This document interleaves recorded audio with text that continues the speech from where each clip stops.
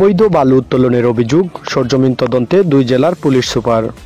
কোম্পানীগঞ্জের peer নদী থেকে অবৈধ বালু উত্তোলনের অভিযোগ তদন্ত করতে সরজমিন পরিদর্শন করেছেন সিলেট ও সুনামগঞ্জ জেলার এসপি। শনিবার দুপুরে সিলেটের পুলিশ সুপার মাহবুবুর রহমান ও সুনামগঞ্জের পুলিশ সুপার আফম আনোয়ার হোসেন খান সরজমিন পরিদর্শনে আসেন। এ সময় বালু মহালের জায়গা চিহ্নিতকরণ ও 2 উপজেলার মৌজা ও সীমানা সংক্রান্ত বিরোধ নিষ্পত্তি করতে জেলা প্রশাসকের সহযোগিতায় সহসাই উদ্যোগ নেওয়ার কথা বলেন তারা। এর আগে লিজ বহির্ভূত জায়গা থেকে বালু উত্তোলনের অভিযোগ আনেন কোম্পানীগঞ্জের কাঁঠালবাড়ি গ্রামের ওসমান খান ও স্থানীয় ভুক্তভোগী লোকজন।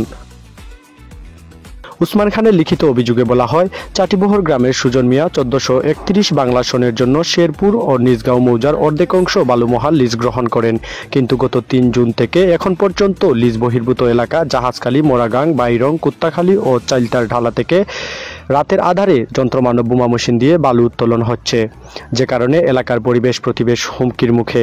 অবাধে বালু উত্তোলনের ফলে নদীর তীরবর্তী সরকারি কাঁঠালবাড়ি শিমুলতলা আশ্রয়ন প্রকল্পের গড়বাড়ি, অনেক গ্রাম সহ কয়েকশো একর ফসলি জমি নদীগর্ভে বিলীন হওয়ার আশঙ্কা দেখা দিয়েছে।